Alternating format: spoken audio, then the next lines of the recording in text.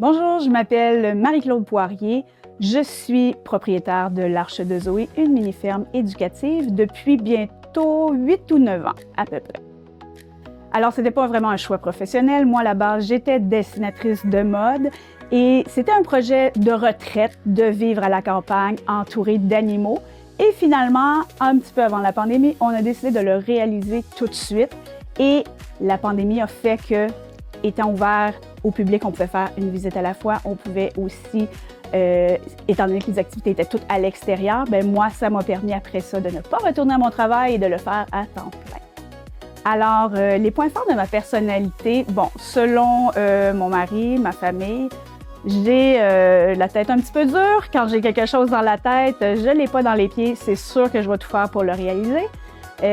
D'après moi, j'ai un grand sens de l'empathie, ce qui m'aide beaucoup dans mon travail, autant avec les animaux qu'envers les humains. Alors, une journée type pour moi, c'est sûr que c'est de se lever quand même tôt pour faire les soins du matin aux animaux. Donc, on fait la tournée de tous les animaux, s'assurer qu'ils le boivent, qu'ils mangent et qu'ils sont au propre. Ensuite, bien, on attend les visiteurs. On s'organise dans ce sens-là. On organise nos visites en attendant les visiteurs. Ensuite de ça, on reprend les soins des animaux.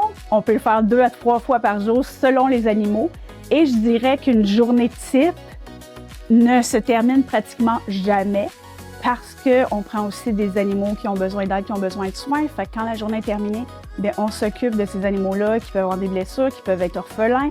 Alors, comme quand on reçoit des bébés orphelins, bien là, c'est de les nourrir aux 2 heures. Donc, ma nuit n'existe plus et je fais que nourrir des bébés à tous les 2 heures. Mais ça me dérange tellement pas, là. J'adore faire ça. Fait que nos journées types ne se ressemblent pas toutes, mais peuvent ressembler à ça. Une anecdote que je peux vous raconter, ce qui nous est arrivé cet hiver. J'ai une canne, la femelle du canard, qui était pondre dans un grenier, un tout petit grenier. Elle est allée pondre en cachette et elle est allée couver en cachette. Donc, nous, on ramasse les œufs à tous les jours, surtout pour ne pas avoir des bébés l'hiver, c'est vraiment pas une bonne idée. Et on n'a pas vu la canne aller couver. Donc, un matin, je suis rentrée dans le poulailler et là, j'entendais des petits...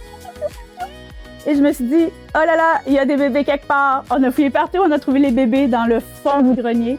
Mon mari est allé, il a fallu qu'il rentre pour aller chercher tous les petits bébés parce qu'en plein hiver, c'est pas une bonne idée d'avoir des bébés. Et mais maman canne avec ses bébés a fini l'hiver dans le sous-sol au chaud. N'avait pas le choix.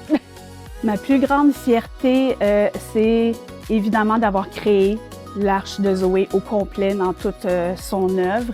Et surtout, de ne pas avoir abandonné quand au début, quand j'ai eu cette idée-là de faire ça puis de sauver des animaux, tout le monde me disait « Ne fais pas ça, dans quoi tu t'embarques, tu vas te ruiner, tu n'y arriveras pas, tu vas avoir des visiteurs, tu n'en auras pas, etc., etc. » Je les ai pas écoutés, puis moi, j'avais cette vision-là, puis j'avais la vision que ça allait fonctionner, et c'est ce qui est arrivé. Fait que pour moi, c'est une immense